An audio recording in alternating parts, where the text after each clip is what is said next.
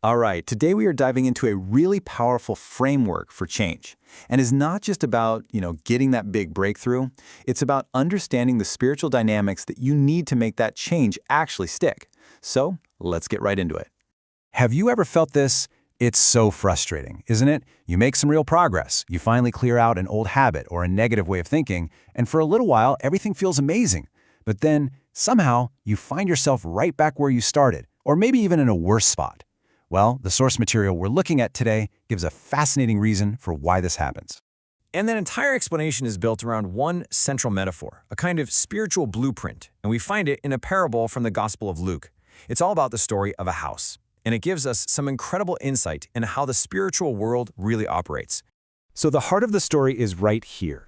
An unclean spirit gets cast out of a person, but, and this is key, it doesn't just vanish.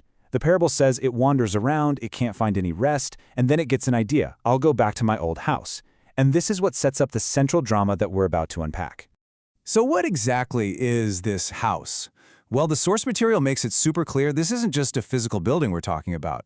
The house can be you as an individual, it can be your family, your actual home, or even an entire nation. Basically, it's any sphere of influence, any piece of territory that can be occupied. And this brings us to what is probably the most crucial and honestly the most overlooked point in this whole process. Getting rid of the bad thing, getting clean, that's not the end of the story. No, in fact, it creates a brand new kind of danger. And that's the danger of a spiritual vacuum.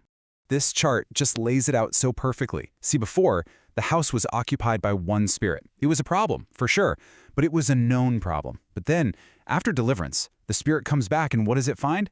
The house is swept and put in order. It looks great on the surface, right? But it's empty. And that emptiness, that is a wide open invitation. It's a vulnerability that is way more dangerous than the original issue.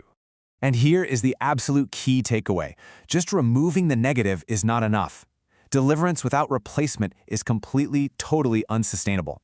Think of it this way. You can't just clear the land. You have to build something new on it. If you don't, you're pretty much just leaving the front door wide open for the old problem to walk right back in.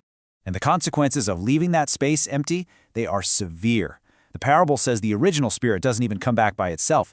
It goes and finds 7 other spirits, even more wicked than itself, and they all move in together. And the final state of that person becomes 7 times worse than it was in the beginning. This isn't just a little setback. We're talking about a catastrophic relapse. Okay, so if emptiness is the big danger, what in the world is the solution? Well, the source is really clear on this. It's all about the principle of replacement. You have to actively, intentionally furnish your inner space. You have to fill up the territory that was once occupied by the enemy. And you know what? The book of Proverbs gives us this beautiful blueprint for exactly how to do this. How do you build a house that can't be shaken? Step 1, you build it with wisdom. Step 2, you establish it with understanding. And step 3, you fill all its rooms with the precious riches of knowledge. I mean, those are the building materials for a strong, lasting spiritual life. I absolutely love this imagery from the source. When you start filling your life, your thoughts, your habits, your relationships with the furniture of heaven, well, there's literally no room left for the enemy. Every single seat is taken. The space is occupied by divine things, leaving absolutely no vacancy for negativity to come back. Okay, so you've cleaned the house, and you've furnished it. Now what? Well, the next phase is all about maintenance. It's about defense. You have to actively guard your territory against any unwanted guest who might be trying to get back in. Now, according to the source, the enemy doesn't usually get back in through some big dramatic event. Nah, it's more like a slow fade. It starts when you lose that initial passion, that first love, and then your fervency kind of dims. A little bit of carelessness starts to creep in, and that leads to the final critical step. Compromise. This is pinpointed as the main gateway. It's the small concessions, right? The little justifications we make, the blurring of lines that just cracks the door open enough for the enemy to get a foothold again. It's how he gets a point of contact, a little leverage to start manipulating the situation. And this is the incredible standard that Jesus set. He said that the ruler of this world was on his way, but had nothing in me. Just think about that for a second. What an amazing statement. It means there was absolutely nothing in his past, nothing in his present that the enemy could latch onto.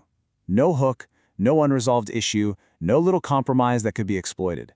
That right there is the ultimate model of defense. So now, let's zoom out a little bit. This whole process of clearing, furnishing, and guarding your house, it isn't just for your own personal benefit. The source material suggests our personal breakthroughs actually have a much bigger, kingdom-level purpose. At the very heart of this is the principle of stewardship. The idea is that we are designed to grow whatever God gives us, whether that's insight, favor, finances, or relationships.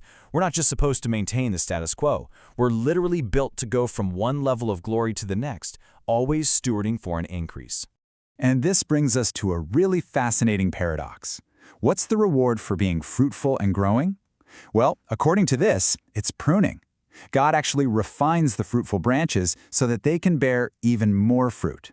So success and growth are rewarded with a process that is designed to create an even greater capacity for increase. It's pretty amazing when you think about it. And this growth, it is definitely not a solo mission. The source explains that our choices have a real impact on the spiritual battle. So often, we're benefiting from the prayers and the sacrifices of people who came before us. And real maturity, then, is realizing that now it's our turn. It's our turn to invest, to make sacrifices for the breakthroughs that are going to bless the next generation. So we're left with this really powerful question to think about. Is your goal just to get by? To keep your own house swept and clean? Or are you trying to build something that lasts? Something that's furnished with wisdom, established in understanding, and strong enough to become a home? A place of breakthrough, not just for you, but for generations to come.